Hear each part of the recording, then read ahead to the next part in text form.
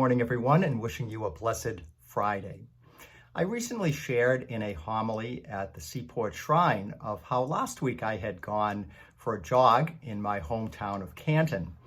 And I was running through a particularly busy stretch of road on Washington Street, and there was traffic coming in the opposite direction.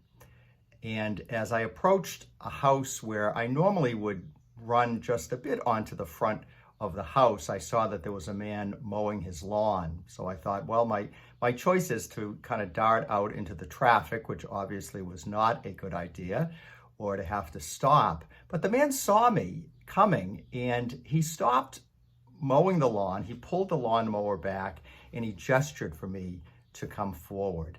And it was really just kind of a thoughtful act on his part, what our culture would call a random act of kindness. Well, my friends, you and I are called to practice acts of kindness in our lives, not because it's simply a nice thing to do, but because our faith demands it.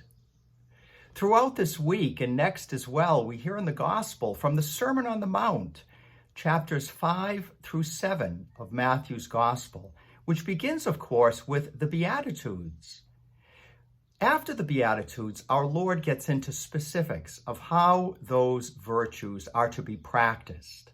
The Beatitudes are not some sort of pious platitudes or happy thoughts. They are virtues to be lived out in our own daily lives. And Jesus gives concrete examples of how that is to happen. So you and I are called then each day, in our own ordinary circumstances, whatever they may be a person who lives out our faith. Be a peacemaker. Be someone who forgives. Be the person who walks the extra mile, who gives someone your cloak, who reaches out to the person in need. Be that person who strives for holiness and righteousness.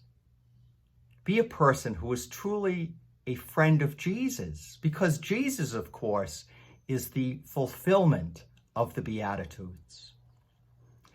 This day and always, my friends, the more we know Jesus and truly have a friendship with him, the better we will be able to live out his commands in our own daily lives. God bless you this day.